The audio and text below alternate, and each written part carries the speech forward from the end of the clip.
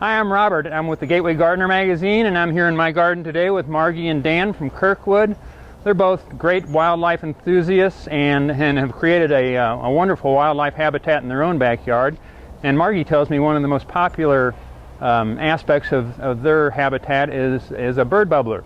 So she's going to tell me about that, why it's so popular, and then we're going to create one for you.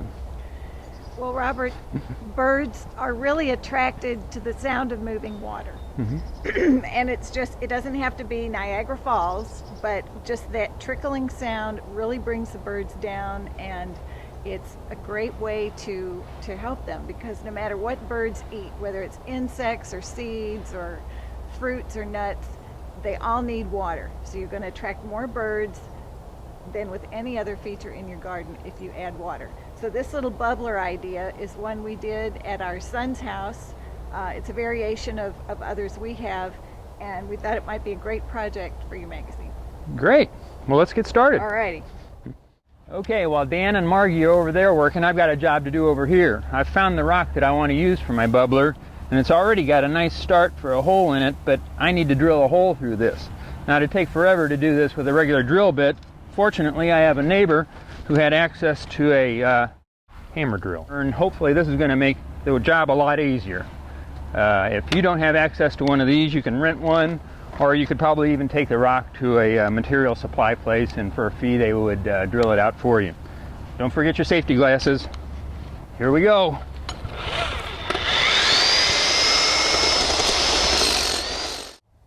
Okay, we're going to talk about the components you need to make the bubbler. You need some pond liner, about a 10 by 12 foot piece. You're going to need a pump that's going to be operating through this rock here that Robert's drilled the hole in. The pump should be at least 170 gallons per hour, so you get enough head on it to bring it up through the rock. The bucket is going to be basically the housing for the pump, and we'll also put the heater in here. Around the bucket, we're going to put landscape fabric and some hardware cloth to kind of keep dirt and really fine stuff from getting into the pump and protect it that way. And then we'll need lava rock, which we have here, and then finish off with some decorative gravel. So we'll go through the whole. Okay, so now we've started with Robert digging the hole, and it's got to be about 1.5 times the size of the bucket to begin with. And then Dan's drilling some holes in the bucket itself for the filtrations to pull the water through to the pump. Okay. Now we have the hole dug just deep enough to accommodate the bucket and the pond liner and also the lava rock that will go around it.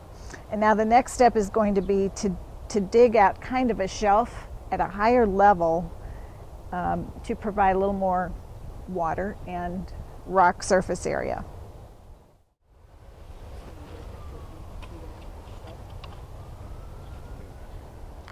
All right, so now we have the bucket in the ground at about the right level. It should be the right height, I should say.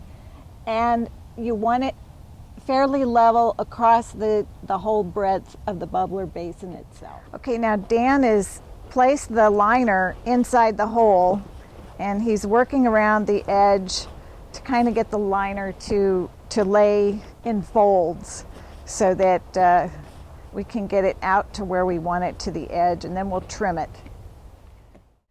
Dan is now wrapping the bucket with the landscape fabric, and this is to keep those fine dirt particles from filtering in and maybe causing a problem with the pump. We're going to finish. Okay, Dan has finished now. He's wrapped the bucket with landscape fabric to keep the small debris out, and he's also finished it off with the hardware cloth and screwed that into the bucket with sheet metal screws. Okay, so Dan and Robert now are berming up the soil around the edge, and the pond liner is going to go over this bermed soil, and then the mulch will come up to the outside edge of it, and the rock will be on the inside edge. Okay, now Dan has the pump, and that's going down into the bucket. He's attached the tubing to it.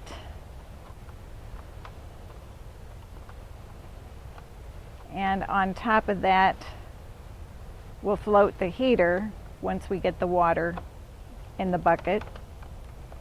And then both the plugs will go through the lid, through the large hole, and the tubing's going to go through the lid in that smaller hole.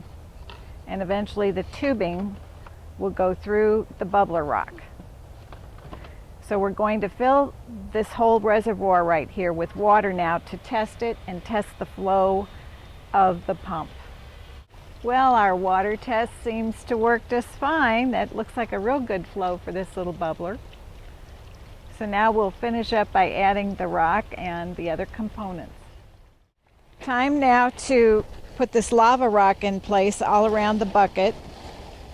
And again, the lava rock we're using because that is going to be our biological filter, and it's going to help with the production of beneficial bacteria, which then eats any algae.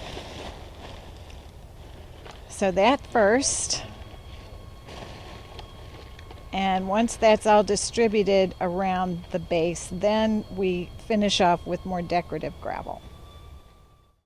The guys are now putting the bubbler rock in place by feeding the tube up through the rock, and that'll be trimmed off once they get it just where they want it.